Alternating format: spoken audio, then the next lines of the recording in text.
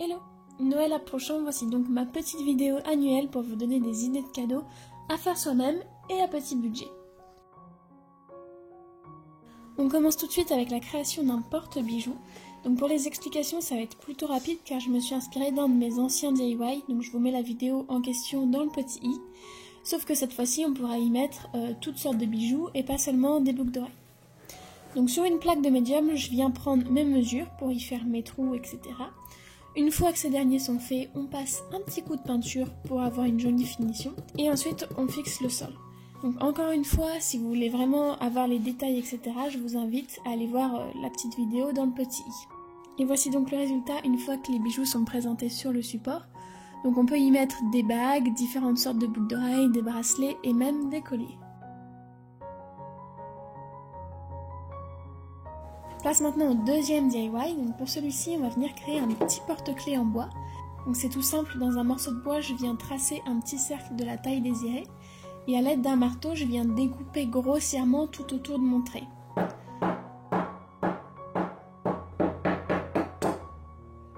On obtient donc un cercle avec des bords qui ne sont pas vraiment bien arrondis.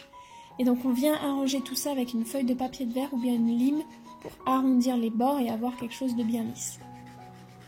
Quand on a un beau cercle, on va pouvoir graver ce qu'on veut dedans. Donc personnellement, je voulais graver un petit 2. Donc on commence par le tracer au crayon de papier.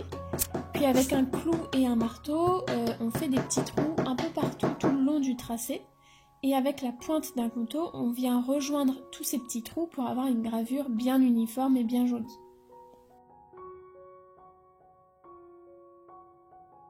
Dernière étape, sur le bord, on vient faire un petit trou pour pouvoir y insérer une petite attache métallique et la coller avec de la colle forte pour pouvoir suspendre ensuite le porte-clés. Donc voici le résultat. Franchement, c'est pas grand chose, c'est pas le cadeau de l'année, mais c'est toujours une petite attention qui fera certainement sourire celui qui la reçoit. On retourne maintenant du côté bijoux parce qu'on va créer un support à bague, comme on en voit beaucoup en ce moment dans les boutiques de décoration. Donc pour cela, on aura simplement besoin de pâte à modeler qui sèche à l'air libre. Donc la mienne vient de chez Action, mais vous pouvez aussi très bien prendre de la Fimo qui va sécher au four. Et donc avec cette pâte, on va former un cône. Donc on commence par former un boudin qu'on va affiner d'un côté pour créer une pointe. Le problème avec cette pâte, c'est qu'il y a beaucoup de plis en fait qui se forment. Donc pour les camoufler, on prend un autre petit bout de pâte qu'on humidifie, qu'on étale bien, qu'on écrase bien entre les doigts, pour avoir une très très fine couche de pâte pour pouvoir l'étaler ensuite sur le pli pour pouvoir le cacher. Et ensuite on repasse toujours avec les doigts un petit peu mouillés pour bien lisser le tout et que ça ne puisse plus se voir. On laisse ensuite sécher et quand c'est sec on passe un petit coup de papier de verre en bas pour que le support tienne bien debout et qu'il soit bien stable. Et voilà, le tour est joué. Une petite astuce, c'est que vous pouvez en faire plusieurs de différentes tailles pour pouvoir mettre plusieurs bagues et des tailles différentes et ça fait un petit esprit déco que moi personnellement j'aime beaucoup. On passe maintenant à une idée cadeau couture et alors je vous rassure c'est très très simple, on n'a même pas besoin d'une machine. Et donc on va créer un nœud papillon. Alors on commence par découper deux rectangles de tissu, donc les miens mesurent 24 x 10 cm et 18 x 10 cm. On les plie en deux sur la longueur, sur leur envers et on les épingle pour que ça reste bien en place. Puis avec du fil et une aiguille, on coud le tout au niveau des épingles. On retourne les tissus qui étaient à l'envers sur leur endroit et maintenant on va les replier une nouvelle fois en 3, donc en rabattant les deux extrémités au milieu, en faisant en sorte que la ligne de couture en fait se retrouve à l'intérieur et qu'elle soit cachée une fois que c'est plié. On met une épingle pour que ça ne bouge pas et comme tout à l'heure avec du fil et une aiguille, on coud tout ça. Maintenant on va superposer nos deux petits rectangles. Et on voit bien que lorsqu'on appuie sur les deux rectangles, on obtient la forme désirée du nœud papillon. Et donc on va maintenir avec une main cette forme et avec l'autre on va passer du fil avec une aiguille à travers le nœud en son centre pour maintenir le nœud dans cet état plié et en ayant la forme qu'on veut. On prend ensuite un petit morceau de tissu et on rabat les extrémités qui ne sont pas très jolies au niveau des longueurs pour les cacher tout simplement. Et on va ensuite passer ce petit morceau de tissu tout autour du nœud au niveau du centre pour cacher tous les fils du nœud. Maintenant le nœud en soi est fini, mais la dernière étape consiste à coudre un élastique pour pouvoir le porter évidemment.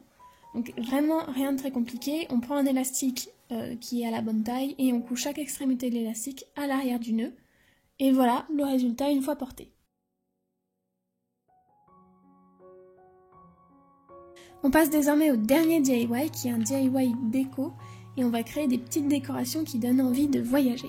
Alors on commence par faire de la colle à papier mâché, rien de compliqué, il suffit de mélanger de l'eau et de la farine et d'ajouter un petit peu de sel à la fin pour obtenir cette petite texture. On va ensuite former deux boules, donc on trempe des morceaux de papier journal dans la colle, puis on les agglutine ensemble pour former la boule. Et en fait, on va faire deux boules, donc la Terre et la Lune, donc il faudra faire deux tailles différentes. Une fois que les boules sont sèches, on peut les peindre, donc j'ai commencé par une couche de peinture blanche. Ensuite, au crayon de papier, sur la plus grosse des boules, j'ai tracé les contours des continents de la Terre. Et j'ai ensuite repassé et colorié avec un Posca couleur or, donc ces contours. Et ensuite, je ne l'ai pas filmé, mais avec une éponge, j'ai ajouté un petit peu de peinture grise pour la Lune et les océans pour mettre un petit peu de relief sur les boules. Ensuite, on va trouer les deux boules pour y planter des pics à brochettes qu'on vient fixer avec de la colle.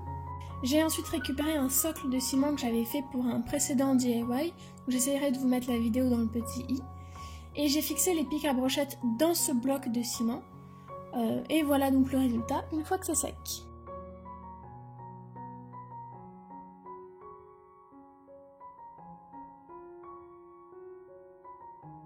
Et voilà, c'en est fini pour ma vidéo, j'espère que ça vous aura donné des idées.